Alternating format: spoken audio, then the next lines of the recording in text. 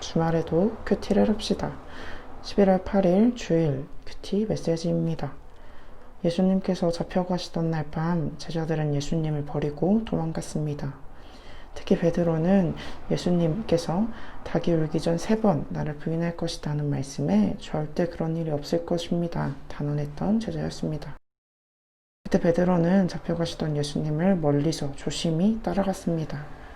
예수님을 잡아갔던 제사장의 여종이 베드로를 향해 예수와 함께 했던 자다 라는 말을 하자 나는 예수를 알지 못한다고 예수님을 부인했습니다. 또 주변에서 예수님과 함께 했던 자라 맞장구 치자 2번째 예수님을 부인했고, 약간의 시간이 지나고 다시 사람들이 예수님과 함께 했던 자라 말하자 그때는 예수님을 저주하며 부인했습니다. 예수님께서 말씀하신 대로 베드로가 예수님을 3번 부인하자 닭이 울었습니다.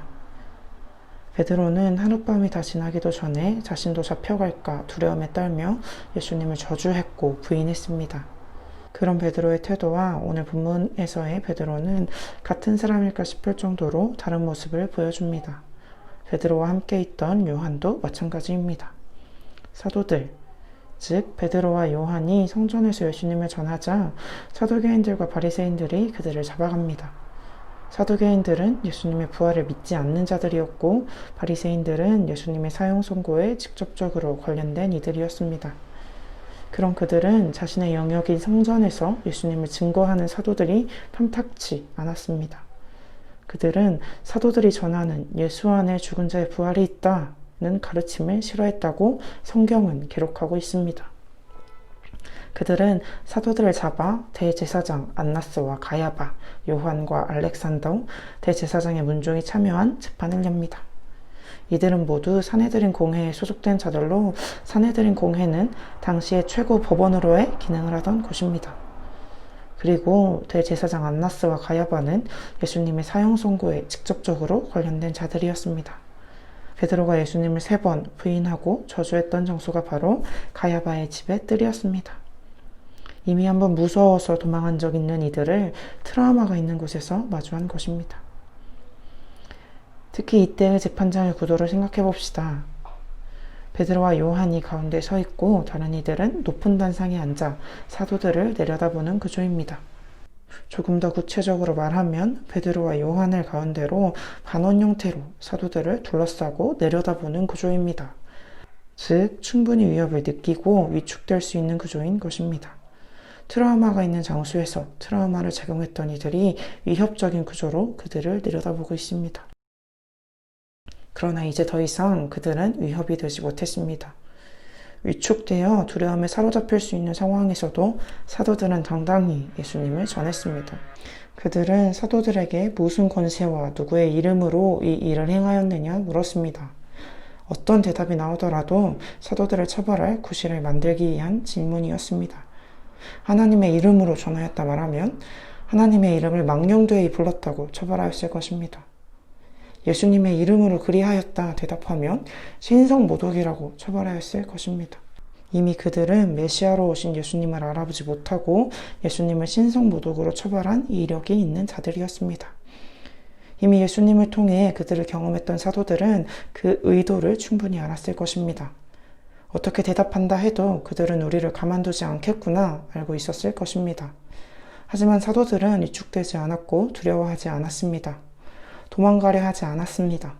그리고 예수님을 부인하지 않았습니다. 그들은 당당히 예수님을 전했습니다. 10절 말씀입니다. 너희와 모든 이스라엘 백성들은 알라. 너희가 십자가에 못 박고 하나님이 죽은 자 가운데서 살리신 나사렛 예수 그리스도의 이름으로 이 사람이 건강하게 되어 너희 앞에 섰느니라. 사도들은 당당히 예수님을 선포하였습니다.